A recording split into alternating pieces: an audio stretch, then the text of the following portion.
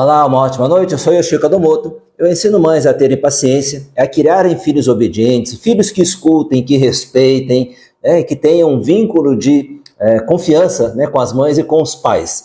Então, esse tem sido o meu trabalho, se tornou minha missão, porque trabalhando com adultos por mais de 30 anos, eu descobri o que acontece, que os adultos carregam problemas vindos de uma relação, às vezes, com o pai e com a mãe, que não foram muito saudáveis ou muito satisfatórias do ponto de vista emocional.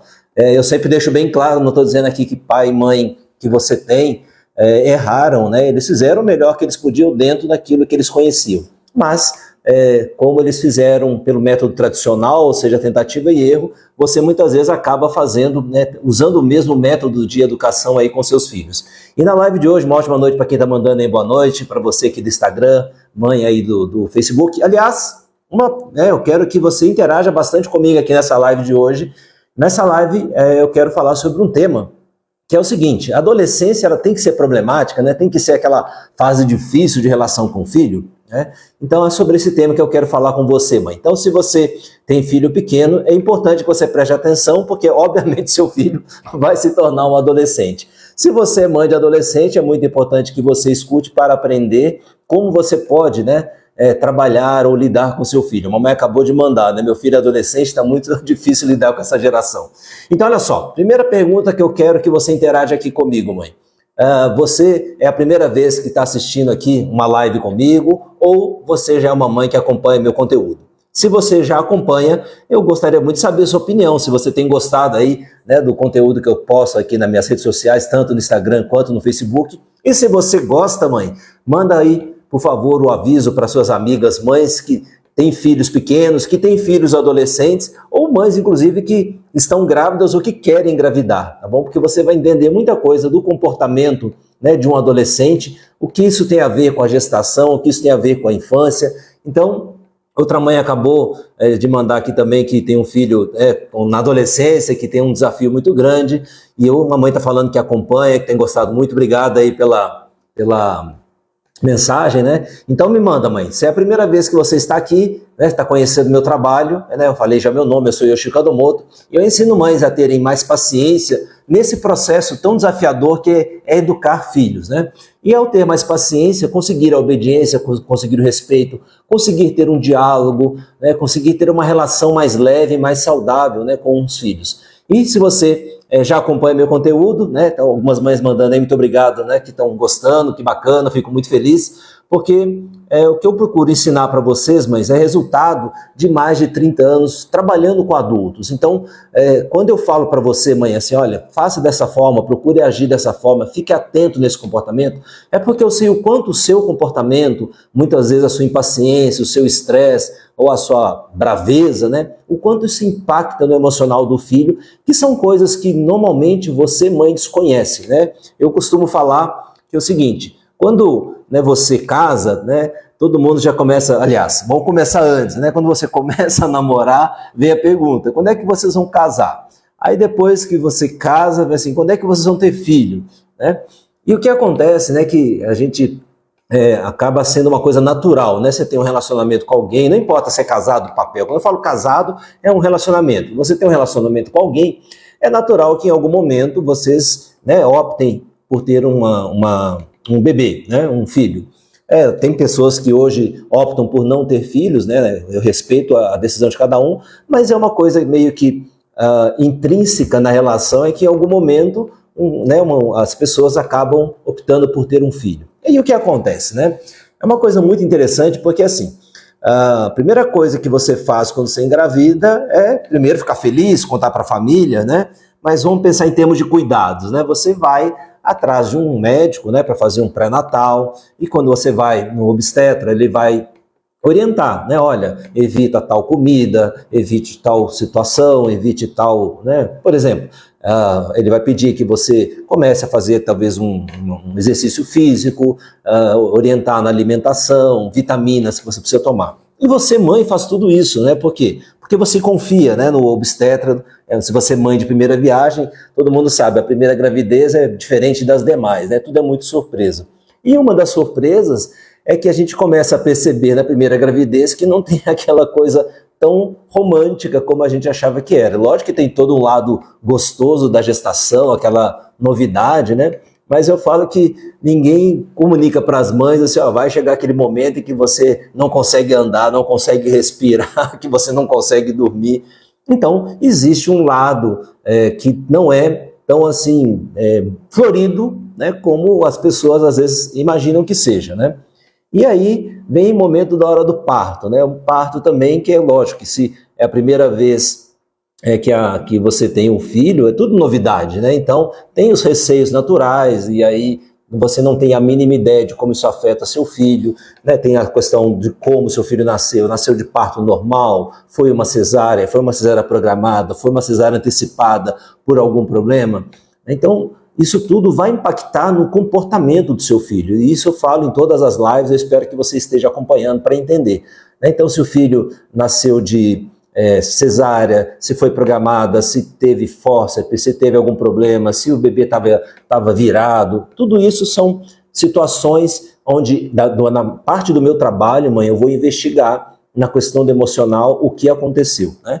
E aí, quando o filho nasce, é lógico que você continua levando agora num pediatra, né? Então, o pediatra vai falar, olha, você tem que dar mamar assim, você, né, na hora que chegar a hora da mamadeira é assim, o banho é assim. Então você se informa sobre tudo isso. E antes de ter o neném, você prepara o enxoval, você vai procurar, né, comprar as coisas do seu gosto. Então você prepara todo esse momento, né, da gestação e nascimento do seu filho, se prepara para a saída da maternidade, né, tem toda aquela coisa. Para o parto, você contrata lá alguém para filmar, vai conversar se o marido vai acompanhar ou não. Graças a Deus, muitos maridos hoje acompanham, né, esse momento que é tão desafiador para a mãe, que é um momento muito esperado, de uma expectativa positiva muito grande, mas também é um momento que gera muita ansiedade, muito medo em algumas mães, que é natural, né? E aí, tendo a presença ali do companheiro do marido, facilita muito, ou seja, dá uma segurança a mais para a mãe nesse momento. Isso faz toda a diferença no comportamento do filho. E quando ele nasce, né, como eu falei, aí começa aquela fase que também ninguém foi muito clara com você, né? Que o filho acorda de tanto em tantas horas e chora porque está com fome, e chora porque está com frio, e chora porque está com dor de barriga, e chora porque está nascendo o dente, né? E chora com cólica. E aí você, mãe, se vê num turbilhão de situações muito novas, mas que tudo isso vai impactar, né, no seu emocional e também, obviamente, no emocional da criança. Por que eu estou relatando tudo isso, mãe? Porque, na verdade, você se prepara para muitas coisas, mas mesmo um pediatra, mesmo um obstetra, ele pouco fala, né, sobre a questão do emocional. Por exemplo, durante a gestação, de como você deve cuidar do emocional do bebê que você está gerando. Ele, né, toma vitamina para cuidar da saúde, faz exames para ver se o desenvolvimento do feto está correndo dentro daquilo que é esperado. Mas em obstetra fala sobre a questão emocional. E quando seu filho nasce é a mesma coisa. O pediatra, ele orienta uma série de coisas, mas são raríssimos talvez os pediatras que vão falar para a mãe sobre a questão do emocional da criança, como cuidar desse emocional, né? Então, o que eu falo aqui para você é baseado em mais de 30 anos de estudo, de trabalho com adultos, levando adultos, né, em processos, em técnicas. Olha, volta na sua gestação, vamos ver o que aconteceu quando você estava na barriga da sua mãe, vamos ver o que aconteceu quando você nasceu, vamos ver o que aconteceu quando você ficou na incubadora, né, quando você era criança. E aí é onde eu descubro, né, os que eu chamo de traumas, né, que muitos pais falam que não tem traumas, e eu sempre alerto, mãe, não existe um adulto que não tenha traumas, tá? Então, a pessoa que fala que não tem traumas, talvez ela não tenha nem noção de que ela tenha traumas. E, na verdade, todo adulto tem traumas. Eu vou falar para você um trauma que todos nós temos. É o trauma do nascimento. Por que é um trauma? Porque nós vivíamos uma vida intraútero onde é muito diferente da nossa vida aqui fora. Dentro do útero era escurinho, era uma temperatura, né, sempre constante, não tinha tanto barulho, você não tinha que respirar, você não tinha que se alimentar. E de repente você é expulso, literalmente você é expulso quando você nasce, seja o útero fazendo a contração para você sair, ou o médico que fez uma cesárea e tirou você de lá. Então o nascimento já é um trauma. Por quê? Porque isso vai trazer marcas no emocional, marcas que ficam gravadas no inconsciente. A primeira respiração também é traumática. Se você perceber, qualquer um de nós adultos, nós temos um padrão de respiração que é uma respiração muito curtinha. né? Se você prestar atenção na sua respiração agora, você vai ver que você respira pouquinho. O que significa isso? Você inspira pouquinho e solta pouquinho. Normalmente a respiração do adulto é assim. Muda quando você faz, por exemplo, uma caminhada, uma corrida, né, uma academia, você muda o seu ritmo respiratório. Né? A mãe, quando está dando a luz, né, tá no processo de parto, os médicos falam, respira, mãe, respira. Então, em poucos momentos, você altera a sua respiração. Por que nós temos esse padrão de respiração? Porque o momento da primeira respiração é o momento em que o pulmão ele enche, né, ele infla, ele estava todo encolhidinho ali. Quando você nasce, na hora que você cortou o cordão umbilical e o bebê faz a primeira respiração, ele infla. E isso causa uma dor. Então, o que está registrado no nosso inconsciente? Respirar dói. Então, a gente respira pouco. Para quê? Para doer pouco. Tudo isso está inconsciente. São coisas que eu trabalho em adultos para, por exemplo, trabalhar a questão respiratória e você vai entender por quê. O fato de respirar trazer uma dor, então nós temos um padrão inconsciente de respirar pouquinho para doer pouco, né? Porque no nosso inconsciente está registrado que a primeira respiração foi dolorida. Agora, o que acontece? O que nos mantém vivos? É o ato de respirar. Então, se a gente respira pouco para doer pouco, a gente também vive pouco. O que é viver pouco? A gente vive pouco conectado com o nosso emocional, porque nesse primeiro momento da primeira respiração, nosso inconsciente, para nos proteger, bloqueou, né, a respiração para que aquela dor, né, que foi grande, não seja repetida. Então, só que o que acontece é que quando a gente respira pouco, a gente também se conecta pouco com o nosso emocional. Então, por isso que quando a pessoa está, por exemplo, numa crise de ansiedade, às vezes ela fala assim, nossa, eu não consigo respirar, está faltando ar, né? Parece que eu vou morrer sufocada. E o que acontece? Toda a técnica que eu uso, né, para ajudar os adultos a voltarem nesses momentos traumáticos de infância, uma das coisas que eu peço é a respiração, porque no momento em que a pessoa aumenta o ritmo de respiração, ou seja, ela faz uma respiração mais profunda, o que vai acontecer? Ela vai se conectar mais com o emocional. Então, a respiração ajuda a pessoa a abrir, é como se fosse abrir no coração mesmo, abrindo para sentir. O que acontece é que a gente também tende a não querer sentir sentimentos que a gente traduz como ruins. Não existe um sentimento que é ruim, mas a nossa tradução, pelo que a gente experimentou, nós entendemos como ruins. Por exemplo, a tristeza, por exemplo, o medo, por exemplo, a raiva, normalmente a pessoa entende que são sentimentos negativos ou ruins, e eles são apenas sentimentos. Assim como o amor é um sentimento, a alegria é um sentimento, que a gente chama de coisas positivas, só que são só sentimentos. E o que acontece quando a gente passa por momentos de um emocional, por exemplo, de um medo muito grande, uma tristeza muito grande? Pensa no medo. Você está em casa, ouviu um barulho, parece que tem um ladrão entrando na sua casa, você se esconde e inconscientemente o que você faz com a sua respiração? Você vai tender a respirar mais curtinho, mais silencioso. Por quê? Para não dar sinal de que você está ali escondida. Então, numa situação de medo, nós tendemos a respirar pouco. Numa situação de tristeza também, porque a gente quer sentir pouco. E, na verdade, o que nos conecta à vida? É estar em contato com os nossos sentimentos, não importa quais sejam eles. Então, significa que é importante a gente saber que o sentimento de raiva, tristeza ou medo são sentimentos necessários para que a gente se conecte com a vida, porque a vida não é só alegria, a vida não é só amor, assim como a vida não é só raiva ou só tristeza. É esse, né, rol de sentimentos que fala assim, ok, eu estou vivo. E o que eu procuro falar também, eu espero que você já tenha assistido isso, mãe, o que acontece é que tudo que a gente faz na vida, a gente está em busca de sentir algo positivo ou prazeroso. Então pensa assim, pessoas que têm compulsão por compras, né? Vamos dizer, uma compulsão por compras é um problema, né? Ou seja, se eu vou investigar uma pessoa que tem compulsão por compras, eu vou descobrir um trauma nessa pessoa, né? Ou seja, é um desvio de comportamento que a pessoa tem, que é importante ela trabalhar, porque isso vai afetar, obviamente, a vida financeira da pessoa. Mas se a pessoa ela tem essa compulsão por compras, o que ela está buscando sentir quando ela compra algo? Por que vira compulsão? Porque ela comprou, sei lá, comprou uma roupa nova. Na hora que ela comprou a roupa, ela se sente bem, se sente feliz, se sente, sei lá, mais bonita. Só que aquilo rapidamente passa. Então ela tem que comprar outra coisa para sentir aquilo de novo. É a mesma coisa da droga, né? A pessoa usa drogas também, porque ao usar a droga, ameniza uma dor. aquilo passa muito rapidamente, ela tem que usar a droga novamente para sentir o bem-estar novamente. Então a pessoa que usa drogas, ela também está procurando sentir algo. Assim como por exemplo, a gente trabalha porque tem que ganhar dinheiro para pagar contas, óbvio, né? Mas a gente também quer ganhar dinheiro para quê? Para fazer uma viagem. E o que a gente quer com essa viagem? Sentir, sei lá, mais leve, sentir relaxado, né?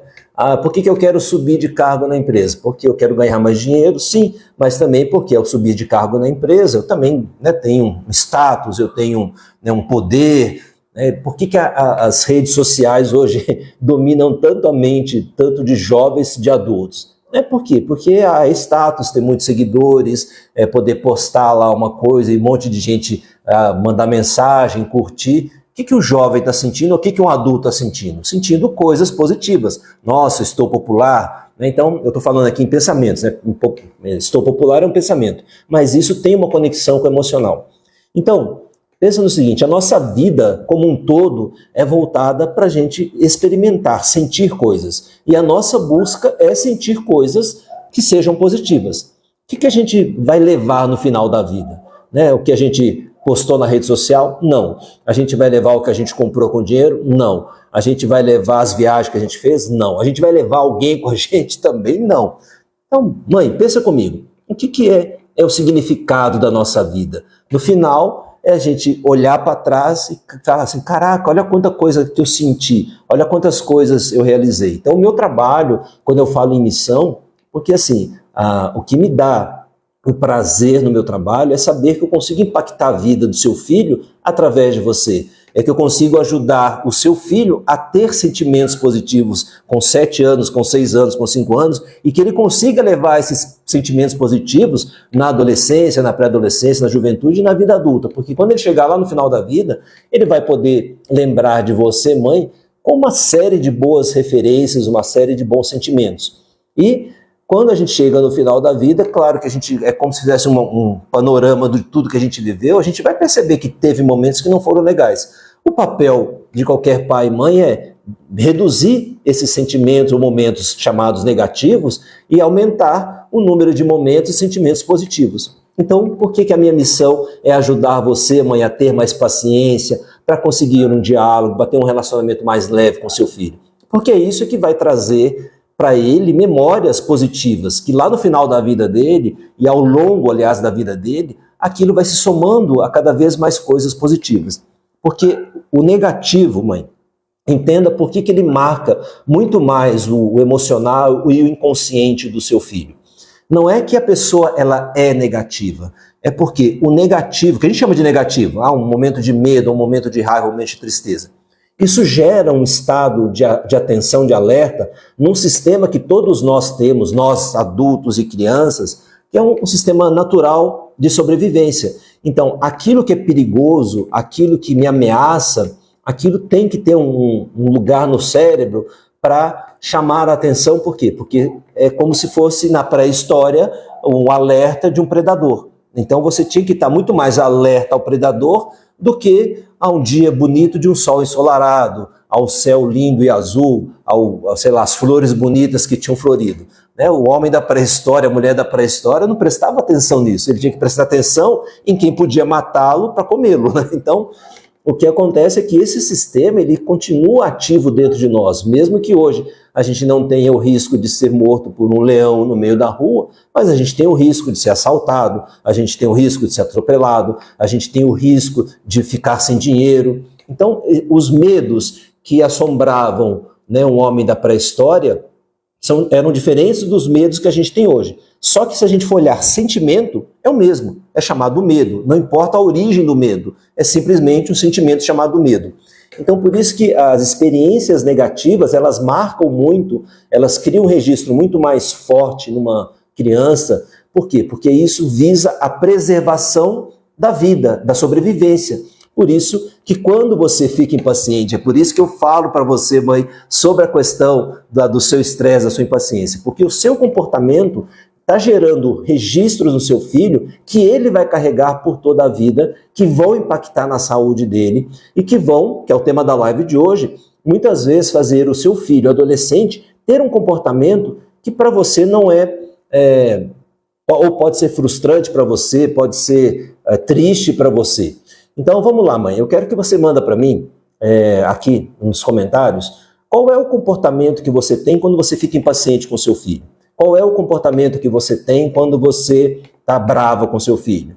Qual é o comportamento que você tem quando você fica estressada com seu filho? O que eu quero chamar de comportamento? Como que você age? Ou seja, como que você fala, o que você fala, sei lá, você bate, sei lá, você grita, você usa palavras duras. Então, mãe, manda para mim, tanto aqui no Facebook quanto no Instagram, eu quero saber qual é o comportamento que você tem com seu filho quando você está impaciente com ele, quando você está estressada com ele.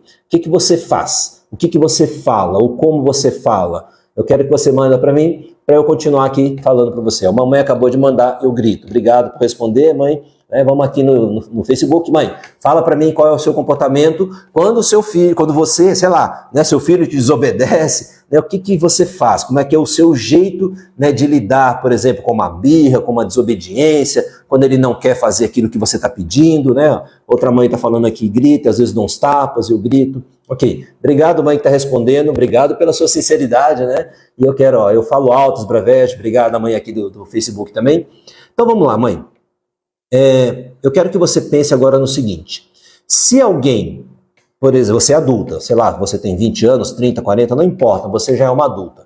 Se alguém gritar com você, esbravejar com você, e às vezes te der uns tapas, seu marido, por exemplo, a sua vizinha, o seu filho adulto, né, ou o seu filho até criança, mas vamos tirar os filhos da jogada para você entender melhor. Então, uma mãe está falando, eu respiro fundo e falo bravo, às vezes eu grito, ok? Então vamos lá. Se um adulto, seja ele um colega de trabalho, seu companheiro, sua companheira, um vizinho, um parente, fizer isso com você, gritar, esbravejar, bater, né, às vezes, né, sei lá, fazer o que você faz. Agora responde para mim, o que você vai sentir? Eu tento não usar palavras negativas, mas falo gritando. Então, vamos entender isso também, mãe. Obrigado por responder, né? Então, ela não usa palavras negativas, mas grita. Então, eu quero que você me responda. A outra falando aqui, eu grito, fico irritada. Eu quero saber o seguinte: se um adulto fizer isso com você, seu colega de trabalho, seu chefe, seu companheiro, sua companheira, seu vizinho, se gritar com você, se esbravejar, se bater, como que você vai se sentir, né?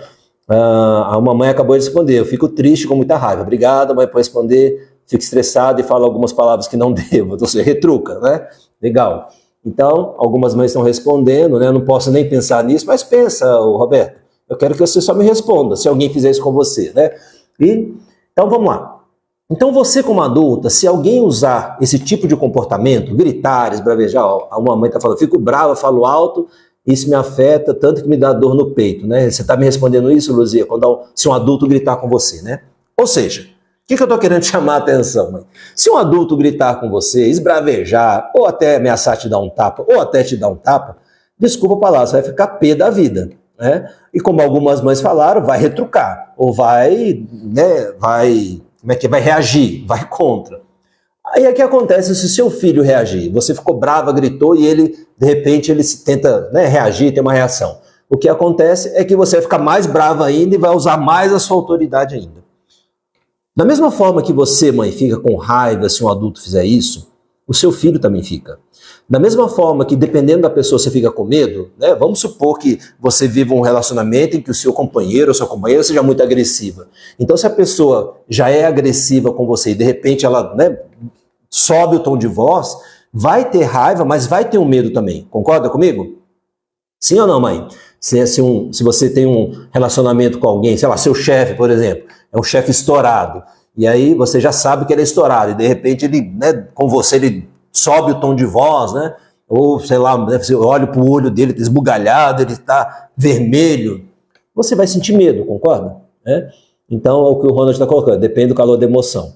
O que acontece, Ronald, é que é o seguinte, a gente é tomado pela emoção nesses momentos. O que acontece é que a gente consegue controlar o nosso comportamento, né? Por exemplo, se o seu marido ou sua companheira gritar com você, você sente o medo, talvez você sente a raiva, mas você se controla, né? Você respira fundo, como a mãe falou, ou você não sobe o seu tom de voz. De repente você vira as costas e sai. Mas talvez se for, sei lá, no meio da rua, um estranho gritar com você, você vai para cima dele. O que acontece é o seguinte, nós não controlamos os nossos sentimentos. Seja, quando eu falo nós, seja eu, Yoshio, seja você, Ronald, seja você, mãe, que está me respondendo, nenhum de nós controla o sentimento. Medo, raiva, tristeza, ou alegria, ou amor. A gente não controla o sentimento. Em algumas situações, você consegue controlar a forma como você age, ou seja, o comportamento que você tem. Eu estou falando em algumas situações. Por quê? Quando você perde a paciência com seu filho e grita e fala mais alto, mesmo não usando palavras negativas como a mãe falou, o que acontece? Você, nesse momento, perdeu o controle do seu comportamento. E com quem? Com seu filho, que é uma criança indefesa, que é imatura emocionalmente falando, imatura no cérebro dela. Então, você talvez controle com seu chefe uma raiva, mas você não controla vamos lá, desculpa. Você controla com seu chefe o comportamento que você tem, que você gostaria de ter naquela raiva. De repente, na sua raiva, você gostaria de voar no pescoço dele e apertar, ou dar um soco na cara do seu chefe. Só que você controla, concorda? Ou seja, você sentiu o medo, você sentiu a raiva, mas consegue controlar seu comportamento. Em casa, com seu filho, você não controla. Você acaba partindo para um tom de voz mais áspero ou, como a mãe falou, dando um tapa. Então, olha a incongruência e incoerência. Você se controla com uma outra pessoa de fora de casa, talvez, e não consegue controlar com seu próprio filho. Ou algumas talvez até vão me responder assim, mas eu não controlo com ninguém. Se for minha vizinha, eu grito também. Se for meu chefe, eu grito também. Se for na rua, eu grito também. Se for numa loja, no shopping, eu grito também. Então, você é uma pessoa descontrolada todo o tempo. Então, o que acontece é que quando você perde a paciência com seu filho, quando você muda o seu tom de voz, quando você... E perceba, experimenta, mãe. Outro dia eu fiquei pensando nisso, eu vou sugerir para você. Quando você ficar bravo com seu filho, né, e mudar o seu tom de voz, e ficar nervosa, mas faça isso assim, ó, coloca o seu filho, atrás dele o espelho. E faça isso, fique brava com ele, mas olha no espelho, para você ver a sua cara, para você ver, né, como que fica o seu rosto. Tá? E aí, por que eu estou falando isso? Porque se você fizer isso, colocar o seu filho, né, você está nervosa com ele, está muito brava, né, está gritando com ele, coloca ele de costas para o espelho, então você vai ficar de frente para o espelho e olha para você. E aí, faz uma outra coisa. Se coloca dentro do coração e dentro do pensamento, dentro do corpo do seu filho, olhando para aquela pessoa que é tão importante na vida dele, com aquela cara, com aquela expressão, talvez com aquela cor, que até a cor muda, né? E escutando a sua própria voz. E aí me responde, o que seu filho sente, mãe? Responde aí para mim, o que você imagina que seu filho sente nessa hora? Né? Quando você perde a paciência, quando você fica brava, quando você dá uns tapas. Porque nessa hora, mãe, você se enche do seu raciocínio de lógica para justificar esse comportamento. Ah, porque ele é desobediente, porque ele nunca faz o que eu peço, porque ele não sabe que eu tô né, estressada. Isso, a mãe acabou de falar, né? Vai sentir medo. Exato. Né? E junto com o medo, mãe, não tenha dúvidas que o seu filho também sente raiva. Agora, o que acontece se seu filho expressar essa raiva? Como que seu filho expressa a raiva dele? De repente, gritando, e de repente chorando. De repente o seu filho ele expressa a raiva dele até querendo te bater. Né? Não estou dizendo que você deva permitir nenhum desses comportamentos, mas o que acontece é que, se você olhar para a sua infância, mãe, nas situações em que talvez seu pai e sua mãe foram mais agressivos com você e que você, sabe, reagiu, eles vieram com uma carga de autoridade e uma carga de... Não é nem autoridade, de ditador, né, de tirano, tipo, falando coisas, né? Cala sua boca, quem manda aqui sou eu. Talvez bateu mais ainda, né? Ou seja, ele aumentou a punição para conter a sua expressão de raiva. Isso é educação tradicional, né? Ou seja, se o filho ele reage, se o filho tem uma reação, né, que você não gosta, você aumenta a sua reação para sufocar aquele emocional do seu filho. Fizeram isso com você, mãe. E aí o que aconteceu? Aquela raiva, ela foi enterrada, só que é como um vulcão, sabe? Ele tá ali cheio de pressão. Sabe como é que é vulcão, mãe? Tem um monte de pedra ali que está segurando uma pressão lá embaixo. Quando aquela pressão é maior do que a força daquelas pedras, aquilo rompe. E aí, bum, explode o vulcão, lava, né? Então, é uma analogia para você entender que quando você é impaciente no trânsito, é impaciente no trabalho, é impaciente com o marido, é impaciente em todo lugar, ou seja, você também é impaciente com o seu filho, é esse vulcão que está explodindo a toda hora. A maioria de vocês, mães que estão aqui comigo, o vulcão explode de vez em quando. E quando que esse vulcão explode? Na relação com o seu filho, quando o filho desobedece. Nessa hora, mãe, você se torna tão agressiva como foram agressivos com você. Mas, Yoshio, quem que foi agressivo comigo? Seu pai ou sua mãe? Ou algum adulto que fez esse papel? Um avô, uma avó, uma tia que me criou? Ou seja, você se torna tão agressiva da forma como você foi agredida. Você se torna agressora de alguém que é tão indefeso como seu filho. Por isso que eu falei, olha no espelho e você vai ver que tudo que você mostra nessa hora é uma raiva muito grande. Então o que você chama de impaciência, o que você chama de estresse, o nome que você dá, no fundo é um sentimento de raiva que você tem. E onde está a origem da raiva sua, mãe? Lá na sua infância.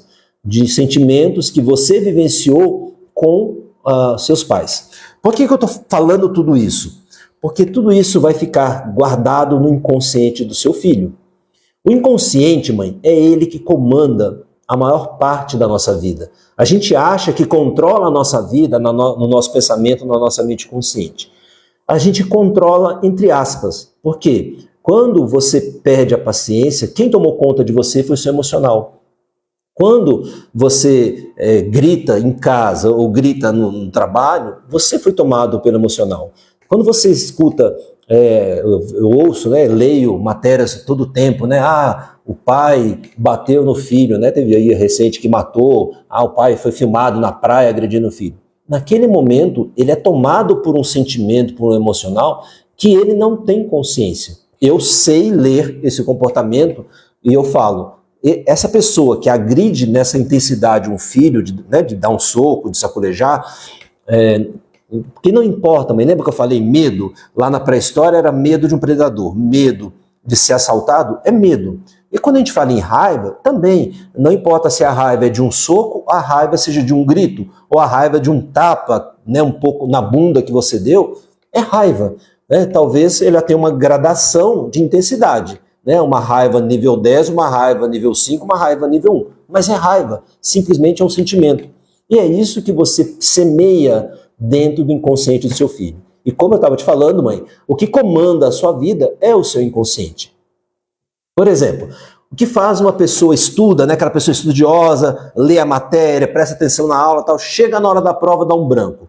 Por mais que a mente consciente dela saiba que ela estudou e está preparada, na hora que dá o branco, é o emocional que tomou conta. Você se prepara para uma entrevista de trabalho.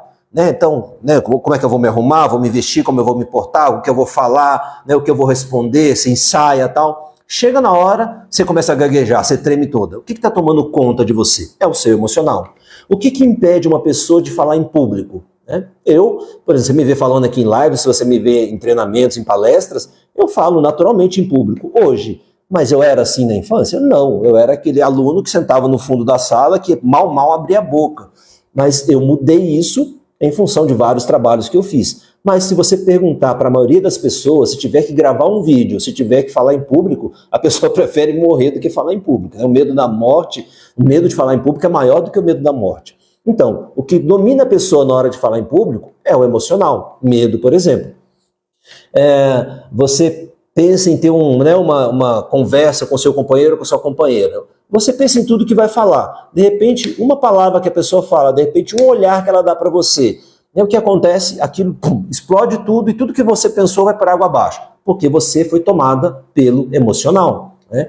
Então, o que acontece? Né? As pessoas estão falando aqui, eu tenho medo de falar em público e tal. Isso, se você me procurar, eu vou te trabalhar e eu vou descobrir a origem dessa dor.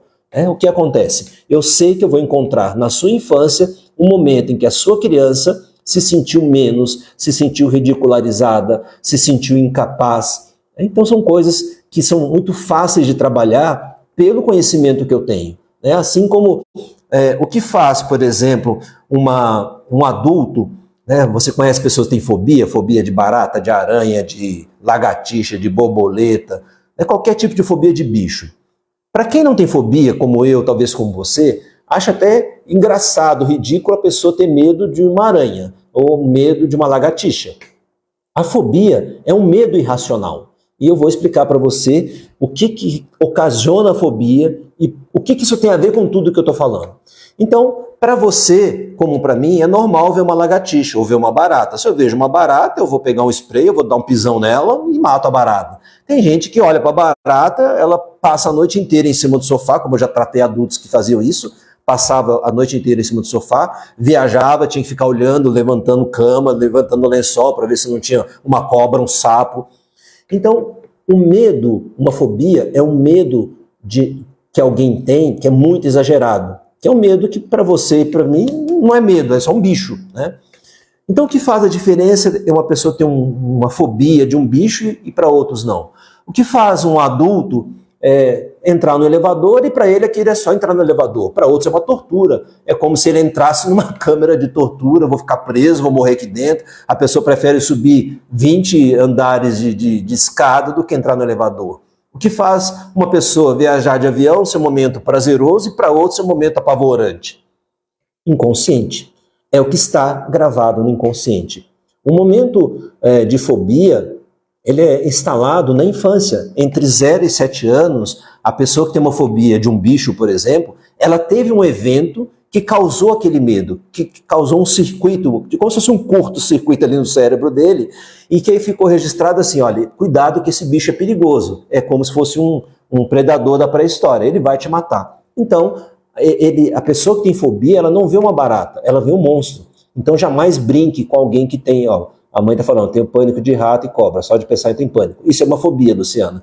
Então se você, o que acontece? Está inconsciente.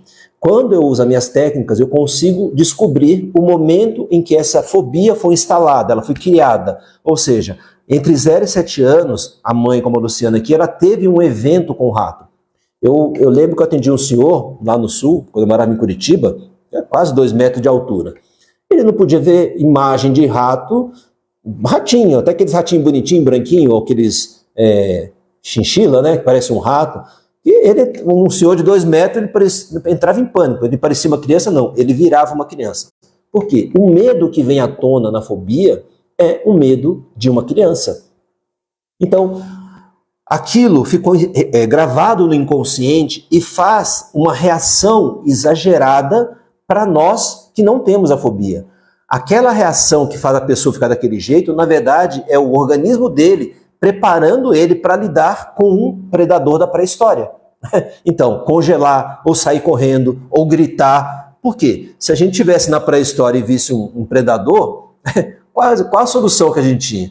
Ou a gente fica quieto para o bicho não ver a gente, ou a gente pica a mula, vamos correr, tem que correr mais que ele, porque senão ele vai te pegar, ou você não tem solução, você tinha que enfrentar o bicho. Então, é um mecanismo chamado de luta ou fuga.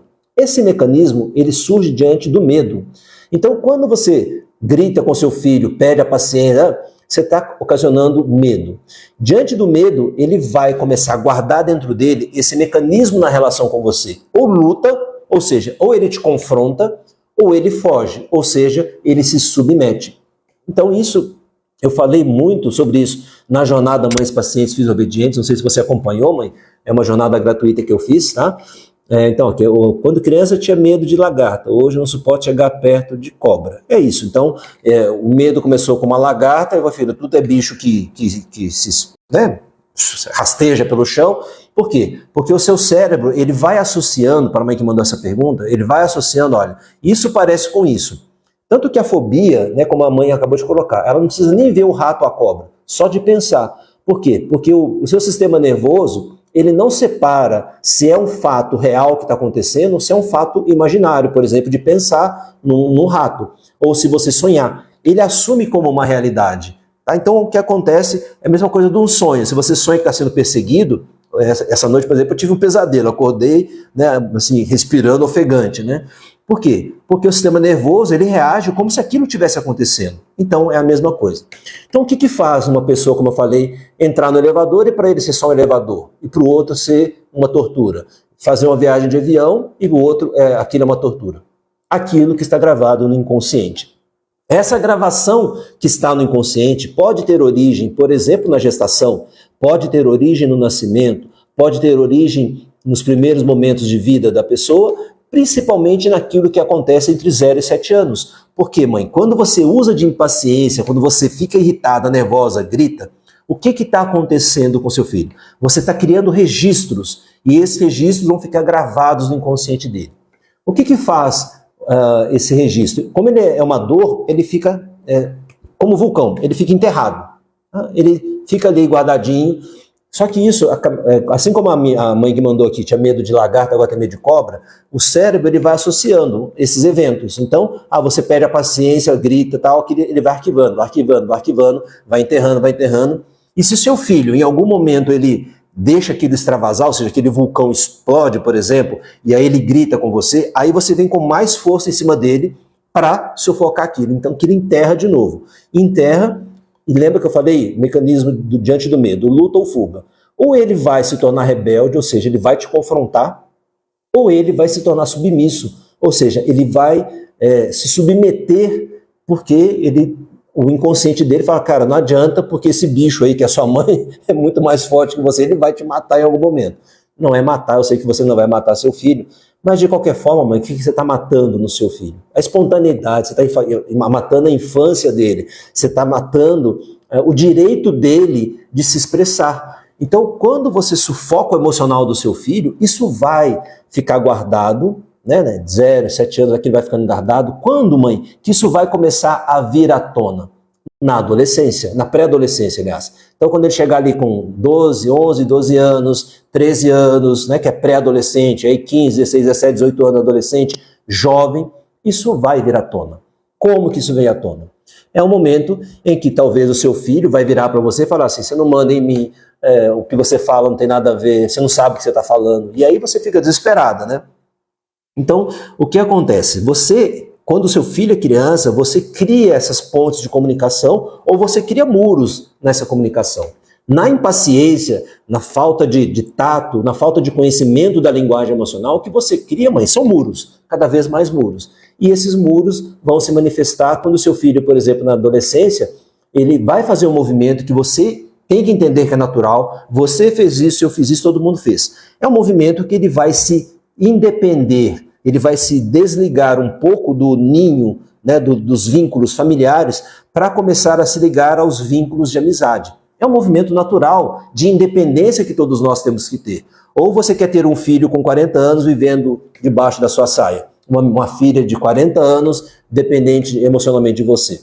Então, é um movimento que, como pais, a gente tem que incentivar e saber, lógico, conduzir. Não é deixar o filho fazer o que ele quer, mas você cria esses limites na infância, mas não é na agressividade. Quando você usa agressividade, eu sempre falo isso, você consegue na hora aquele comportamento que você deseja, mas você vai ter uma consequência a longo prazo.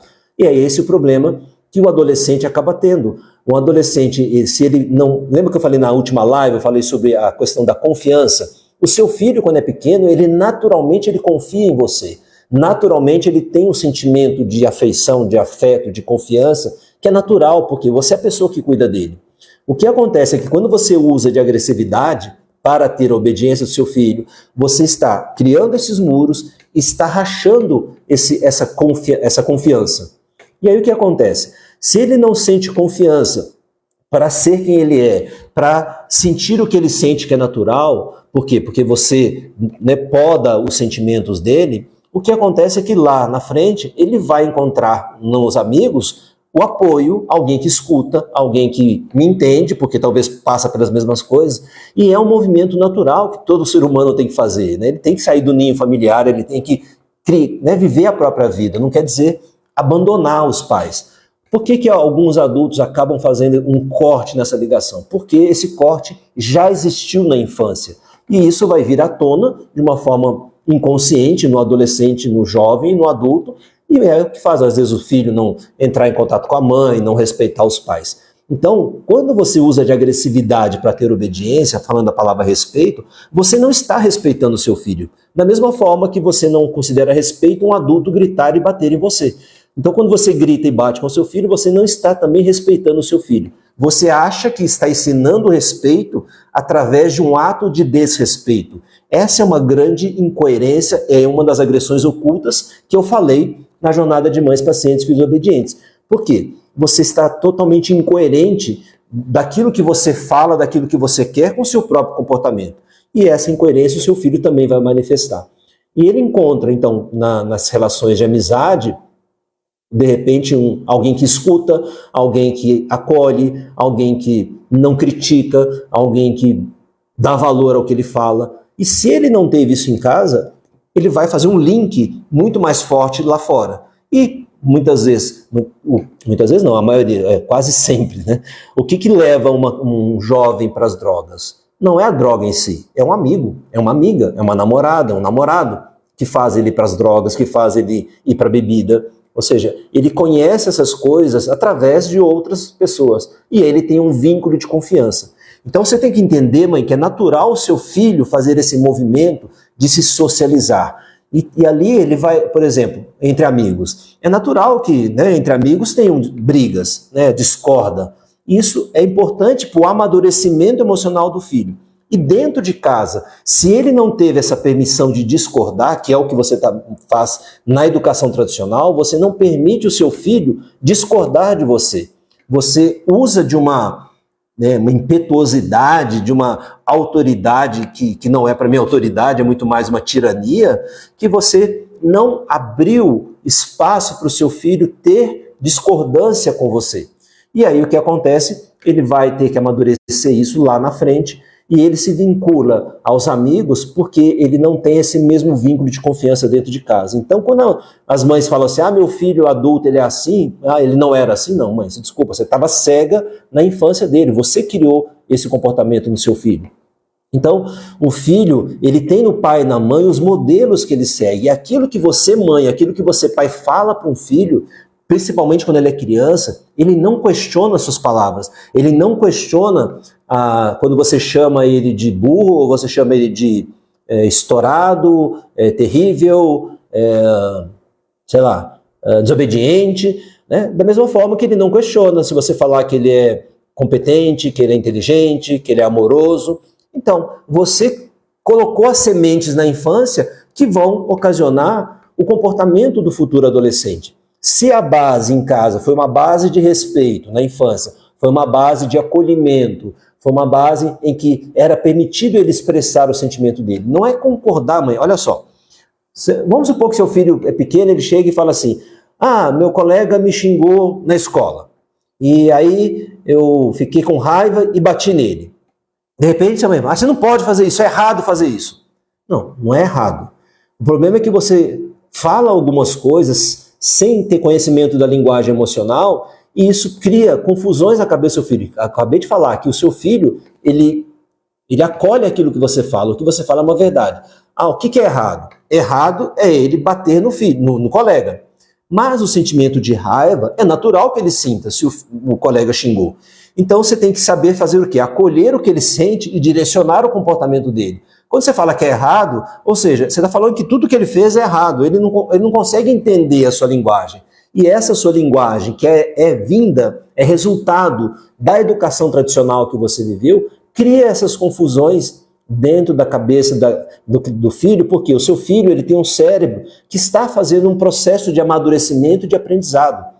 Isso é muito importante você entender, mãe. O cérebro do seu filho não está pronto. Por mais que ele consiga comer, consiga falar, consiga compreender muitas coisas, ele não consegue compreender tudo. Porque essa parte do cérebro dele, que é o córtex pré-frontal, é como uma fruta que está amadurecendo. E sabe quando ela fica madura, mãe? Depois dos 25 anos. E olha só, mesmo você que já tem um córtex maduro, você não tem controle. Você perde a paciência com seu filho, você de repente briga no supermercado, você grita no trânsito. Então, se você, que é uma adulta, perde o controle, quiçá o seu filho. É natural que ele tenha esses rompantes dele. E qual é a habilidade que pai e mãe têm que ter? Saber administrar esses sentimentos do filho, direcionar o comportamento dele. Então, o jovem, como eu falei, um adolescente para adolescente, ele precisa desse convívio com os colegas. O que acontece, por exemplo, isso ficou muito notório na pandemia, né, muitos jovens aumentou o nível de ansiedade, depressão, por quê? Porque ele não tinha possibilidade desse convívio, desse contato com os colegas, né?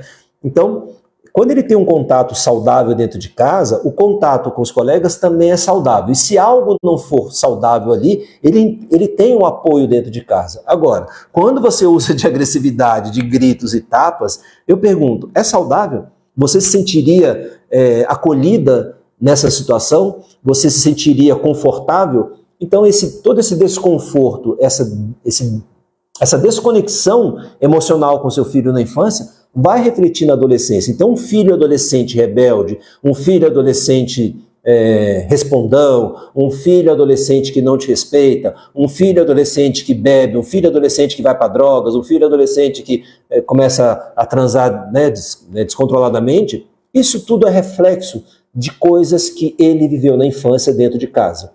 Então, olha só, eu li uma matéria hoje falando que 72,4%, presta atenção nisso, mãe, 72,4% dos abusos sexuais acontecem dentro de casa.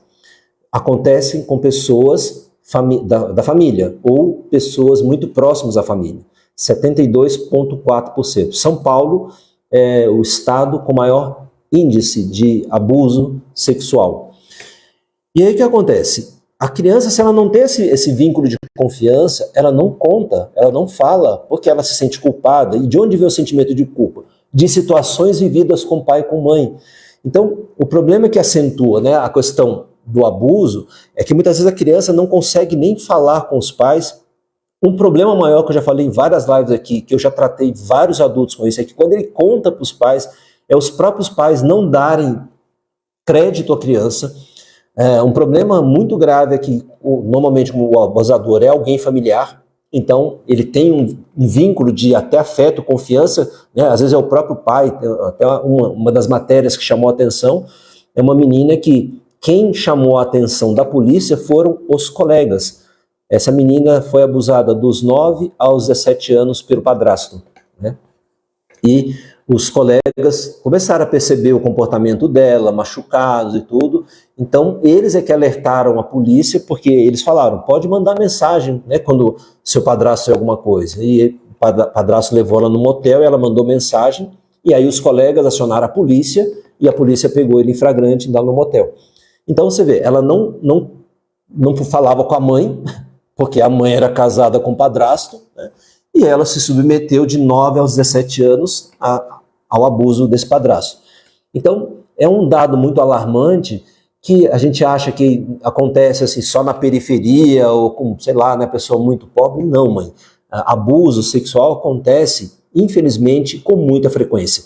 E não é só questão do abuso sexual, né? Abuso moral, abuso, qualquer tipo de abuso. Se a criança não tem esse vínculo de confiança, ela vai contar, não vai contar aqui, vai contar para o colega. E às vezes um colega não sabe como lidar com isso, né? Às vezes o único canal que ela encontra é na escola, né? E às vezes é um professor, então na escola não pode falar que é um professor, ou se fala, de repente a escola também não consegue lidar com aquilo. Então, mãe, criar esse canal de comunicação e manter esse canal de comunicação aberto com seu filho é essencial para a saúde emocional dele. Então, quando um filho se torna um adolescente problemático, o problema não começa na adolescência, o problema começou na infância, naquilo que, como pai e mãe, pelo desconhecimento, pela falta de habilidade emocional, pela falta do conhecimento da linguagem emocional, os pais criam essas barreiras, essas rupturas na confiança, e isso vai fortalecer, né, ou vai favorecer que o filho lá na adolescência, ele se vincule e talvez confie mais numa amiga do que na mãe, confie mais... Uma vez eu ouvi uma mãe, né, sabe aquele discurso de mãe? Não, pode confiar em mim, conta tudo para mim. Né? Aí o filho conta. E aí a mãe, de repente, numa festa de família, solta aquilo que o filho confidenciou para a mãe. Pronto, cortou a confiança, ele não vai falar mais. Então muitas mães têm esse discurso, pode confiar em mim, fala em mim, mas quando a criança fala, aí vem com sermão, né, um monte de crítica. Então não é que você não possa direcionar, você tem que direcionar. Mas quando você critica, quando você né, critica o comportamento da criança sem dar um direcionamento, você corta a comunicação, ela não vai mais confiar para contar as coisas para você, seja uma menina, seja um menino. Né? E muitas vezes eu sei que você passa por um problema sério, que é não ter, né, o pai presente nesse aspecto, na questão da educação emocional, de participar do processo de criação, às vezes ele só entra para dar uma bronca. Então eu sei que, eu até vi uma matéria agora há pouco falando que muitas mães no TikTok, né, compartilham com outras mães o desafio, né, dessa coisa da maternidade, porque elas se sentem sozinhas. Então, por isso que eu me proponho a ensinar para você, mãe, são caminhos, são alternativas para você conseguir manter esse vínculo com seu filho.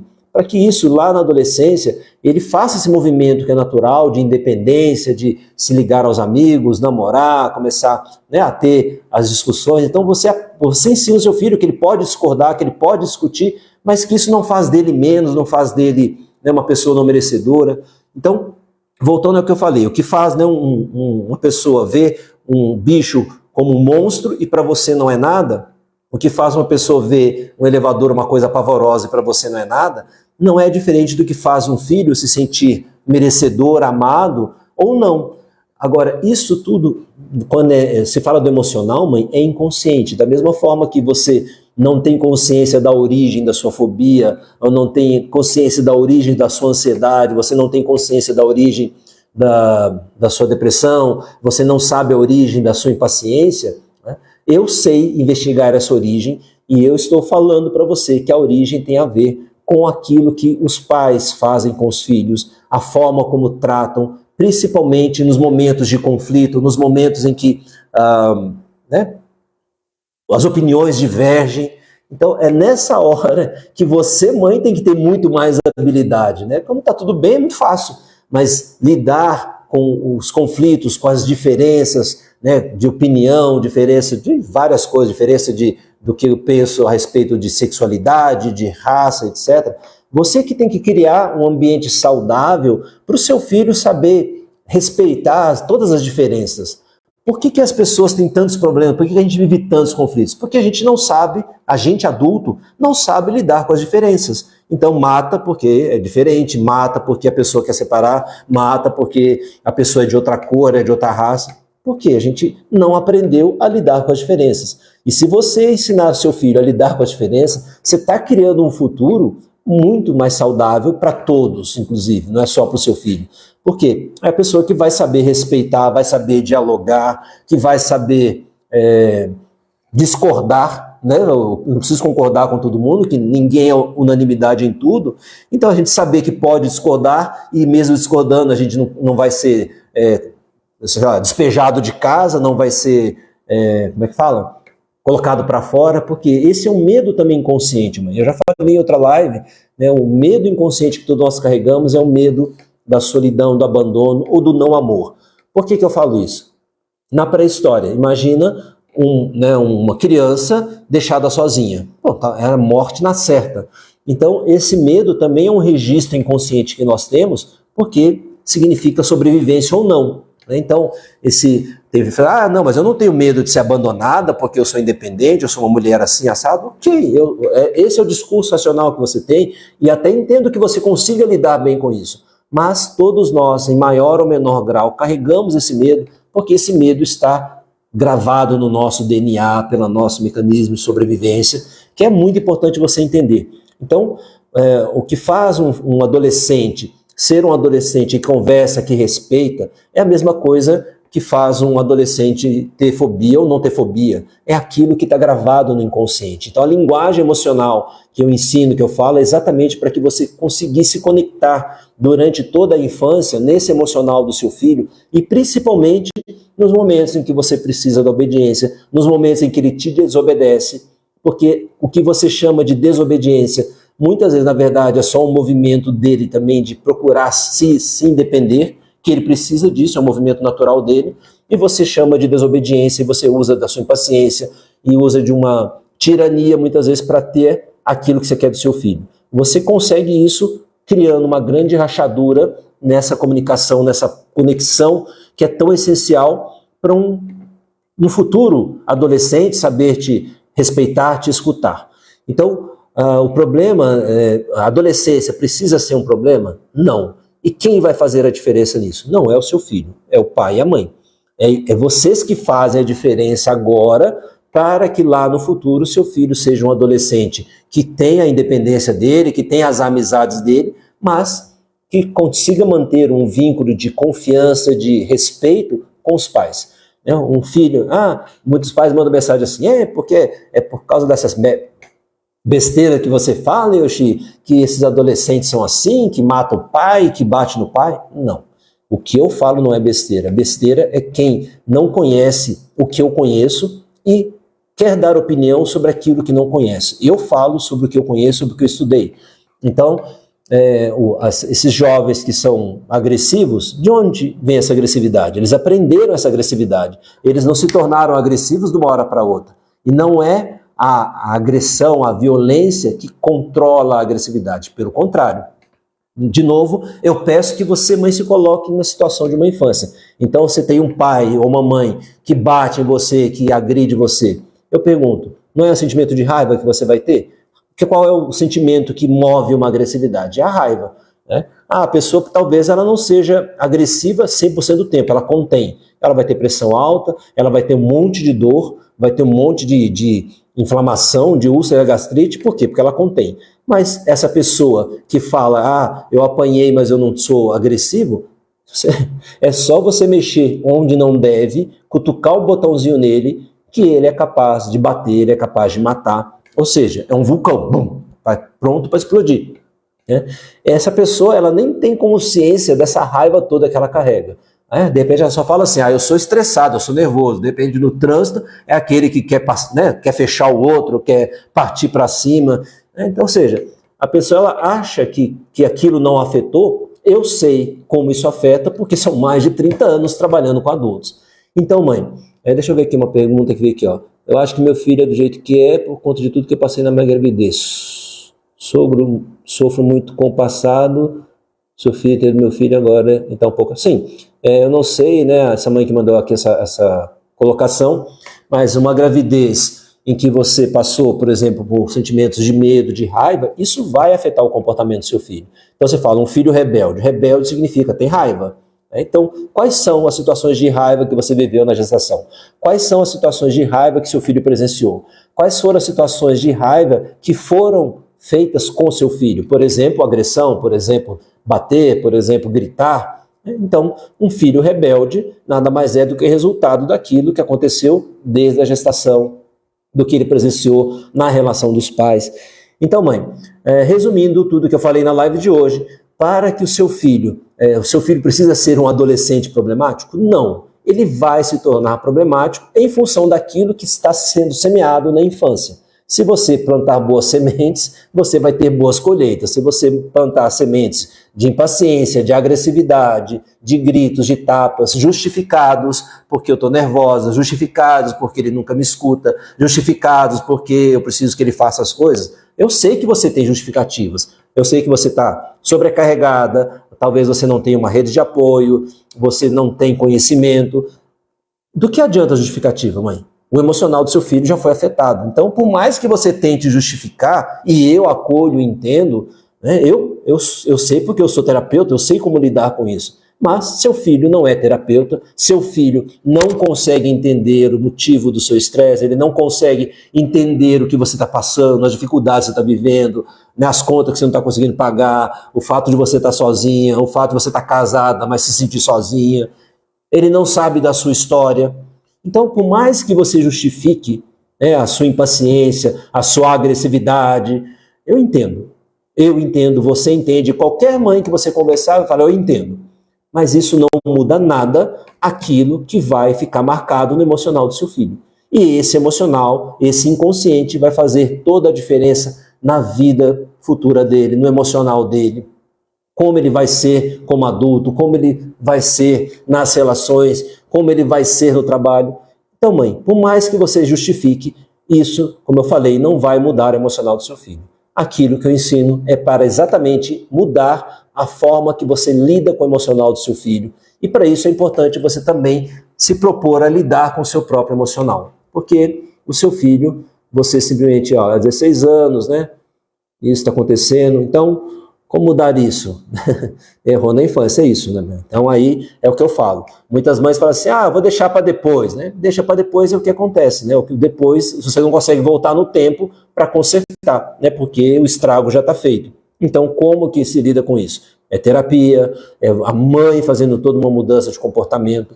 Eu atendi uma mãe outro dia que ela, assim, tem uma história, né? A mãe morreu, ela tinha 5 anos, o pai casou com uma madrasta que tinha 2 filhas, então maltratou demais, né?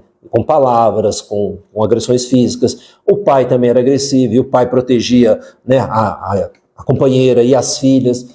E, por incrível que pareça, ela tem um relacionamento hoje, um casamento com o marido que não é nada parecido com o pai, né? Eu falei que ela fugiu à regra.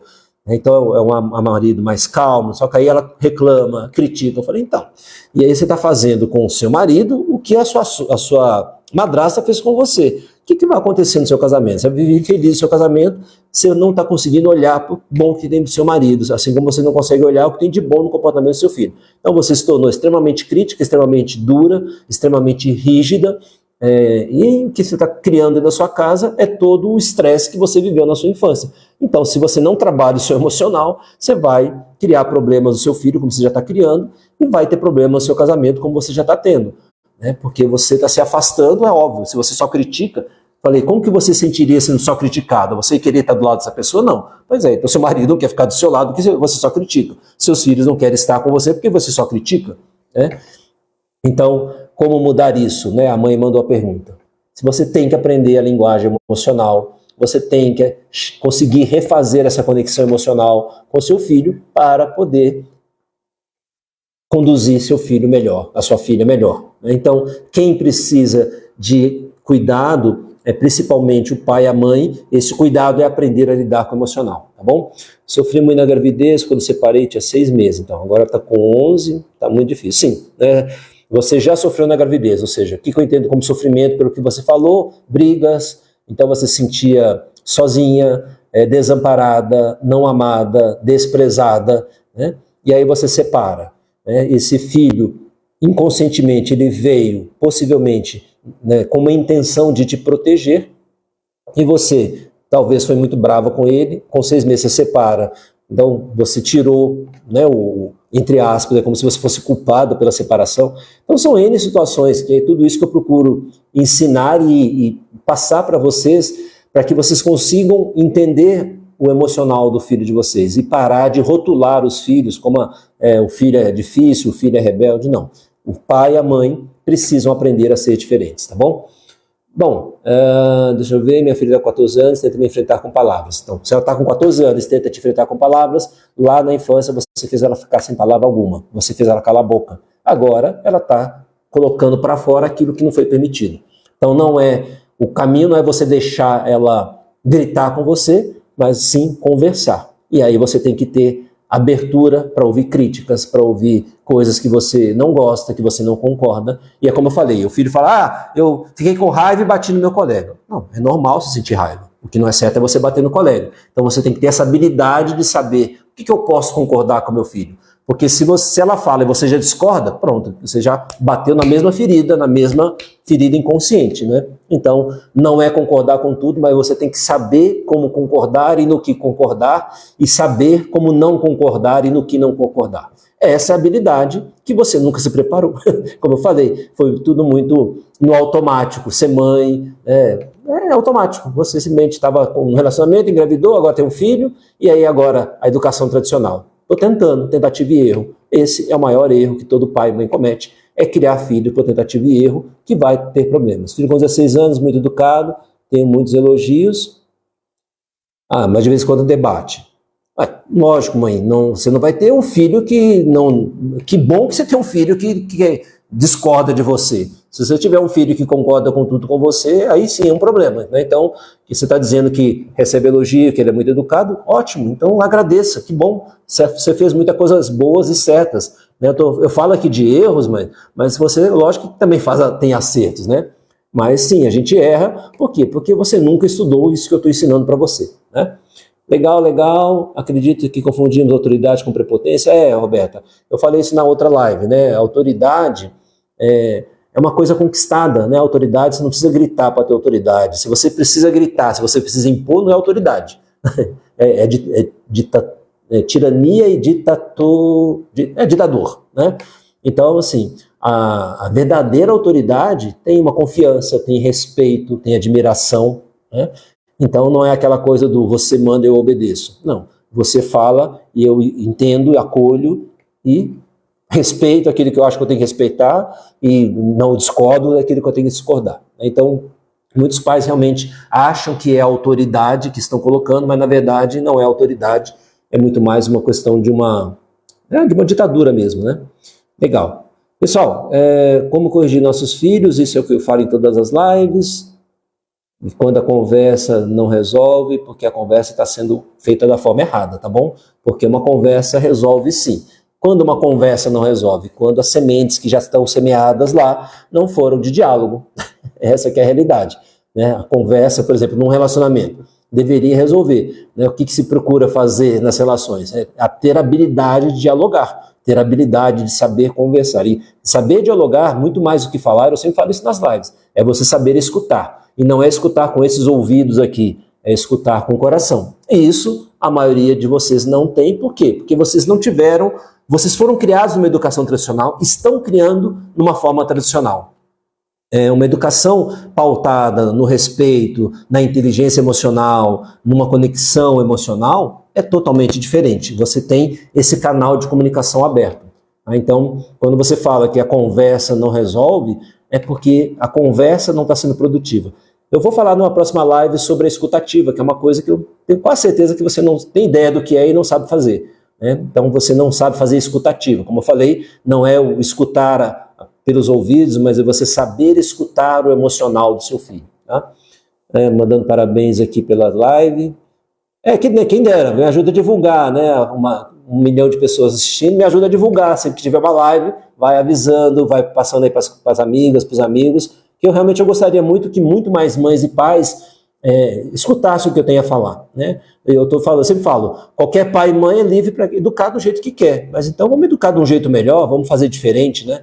Não é como muitos pais me criticam, muitas mães me criticam, falam assim que eu estou colocando os filhos contra os pais, ou o que eu falo vai ensinar, vai criar filhos molengas, cheio de mimimi, muito pelo contrário, tá? Eu acho que assim que o que eu falo, como eu falei, é baseado em muito trabalho, em muitos adultos que eu tirei traumas, tá? Como fobias, como medo de falar em público, como coisas que eles nem sabiam que eram problemas. É só uma dor que eu tenho crônica, é só uma dor nas costas, uma dor no ombro, uma dor de cabeça, uma úlcera, e tudo isso tem um fundo emocional. E eu trabalho emocional e essas coisas tendem a ser curadas, né? Aqui, ó, Denise está falando, estou fazendo o curso TI, estou gostando muito. Obrigado pela confiança, Denise. Obrigado por compartilhar. A mamãe aqui no Instagram falando que está fazendo um curso que eu tenho, que são as técnicas de reprogramação do inconsciente infantil, e que ela está gostando muito, né? Pena que eu não soube antes, né? É verdade, né, MSD? Mas a gente vai ter a nossa Masterclass segunda-feira, viu? Vamos nos conhecer ao vivo na Masterclass segunda-feira, às 19h59. Legal, não tem mais aqui dúvidas. Eu queria ouvir todos os dias seus conselhos. Obrigado pelo carinho, tá? Mas concordo, ninguém nasce ruim, torna assim, né? Assim, a criança, quando ela nasce, ela já traz um pouco de história, eu já falei sobre isso, né? Então por isso que eu investigo a concepção, a gestação e o nascimento. Então quando ela nasce, ela já tem um histórico sim, tá? E o que acontece depois que ela nasce, depois que sai da barriga da mãe, é que aquilo que está no inconsciente é repetidamente machucado novamente, tá? E se você tem o conhecimento da linguagem emocional do que eu ensino, você evita essa repetição dessa dor, tá bom? Legal. Pessoal, tá aprendendo muito, obrigado. Meu filho, 17 anos, saiu de casa com muita tribulação, acho que quando ele quer voltar, a gente não sabe se acolhe ou deixa ele. Temos medo do comportamento dele. Mãe, você tem que acolher, tem que conversar, não é uma coisa que o pai e a mãe tem que fazer juntos, se tem outros irmãos também, colocar na conversa. Mas se ele quer voltar, se você não aceitar, você está rejeitando de novo. Se ele foi embora, porque ele se sentiu rejeitado.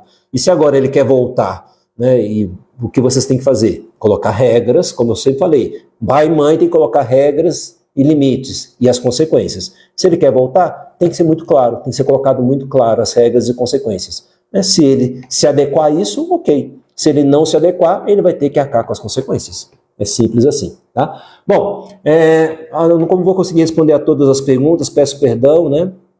E aqui também eu já falei para vocês no Facebook, que às vezes eu não consigo passar as perguntas, tá?